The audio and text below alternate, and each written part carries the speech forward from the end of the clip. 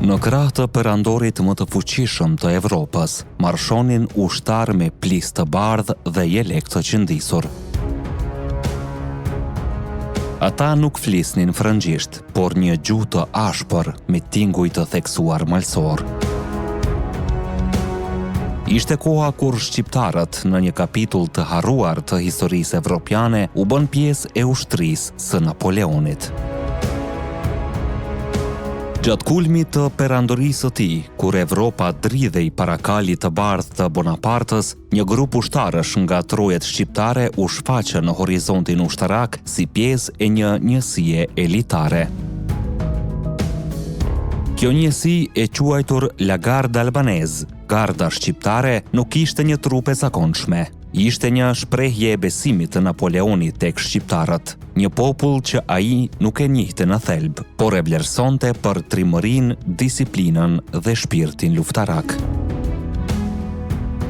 Por si ndodhi që shqiptarët u bën ushtar të perandorisë franceze, dhe çfarë ndikimi lanë ata në historinë ushtarake të Evropës?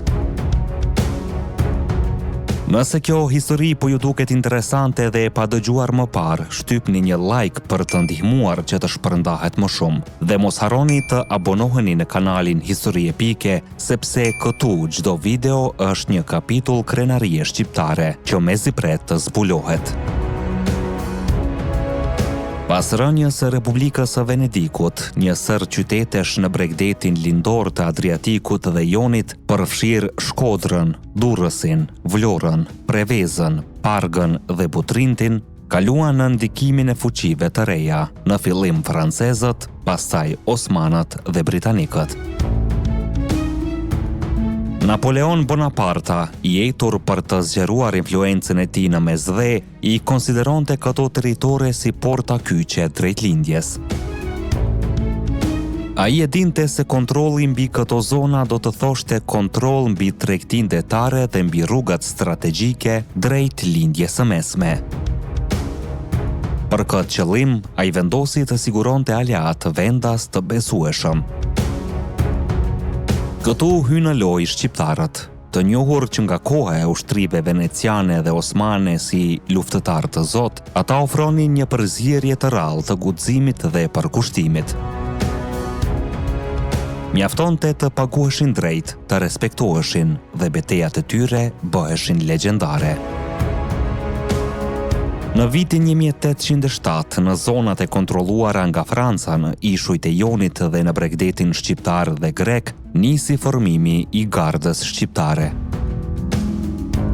Ky formacion u përbë kryesisht nga shqiptar të veriut dhe jugut, përfshir edhe arvanitas dhe epirot që jetonin në territore në ndikimin francez.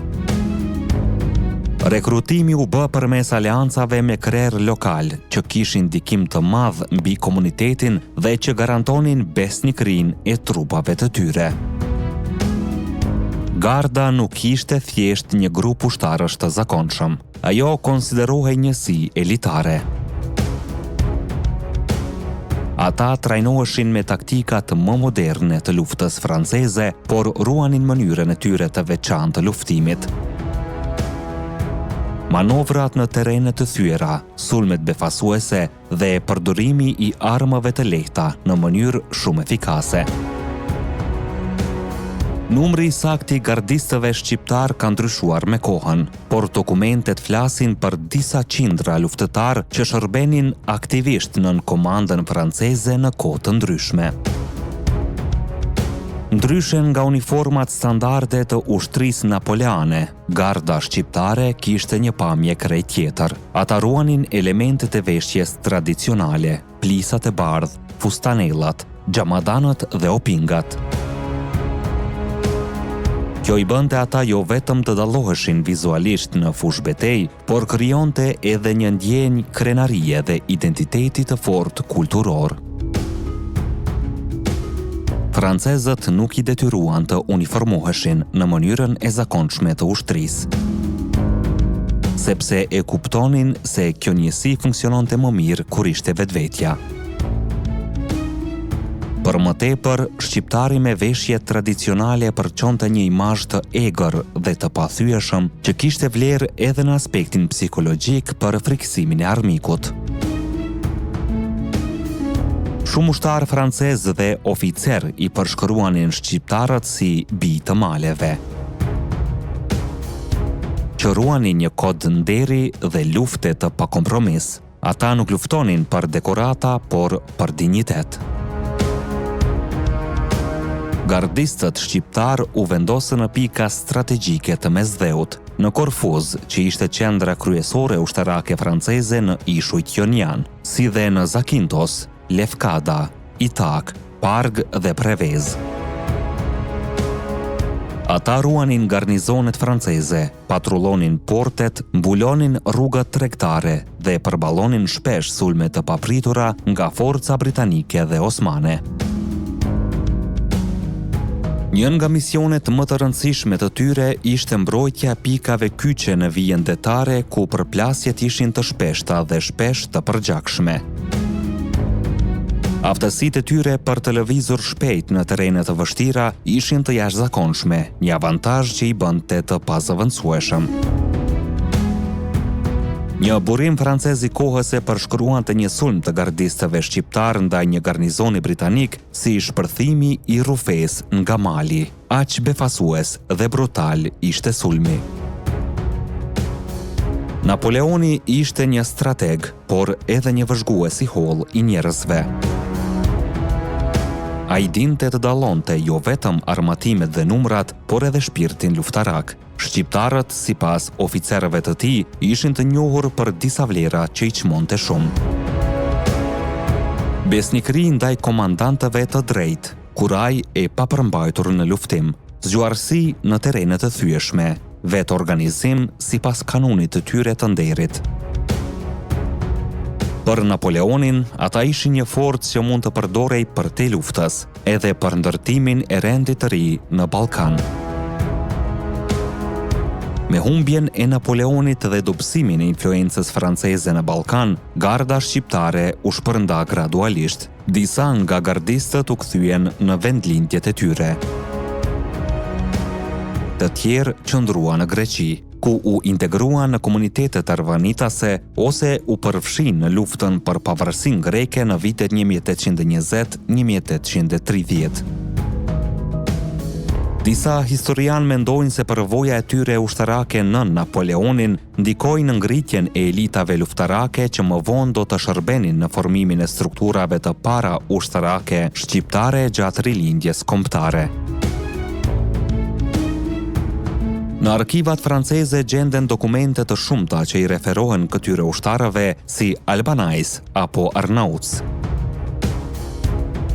duke theksuar qartë identitetin e tyre shqiptar. Janë ruajtur edhe ilustrime të uniformave të tyre, si dhe referenca në ditarët e oficerëve francez, që i përshkruajnë si trupa me efektshmëri të jashtëzakonshme. Për fat të keq, kjo pjesë e historisë shqiptare nuk është studiuar sa duhet në narrativën kombëtare. Është një kapitull që meriton të kthehet në vëmendje, sepse tregon se shqiptarët nuk ishin gjithmonë vetëm viktima të historisë, por shpesh edhe aktor aktiv në arenën ndërkombëtare. Historia e gardës shqiptare është një kujtim i fuqisë, krenarisë dhe besnikërisë së shqiptarëve edhe në oborret e perandorive të huaja. Ata nuk luftuan për robërim, por për mbijetesë dhe nder. Edhe kur luftonin nën flamuj të huaj, shqiptarët e ruajtën nderin dhe identitetin.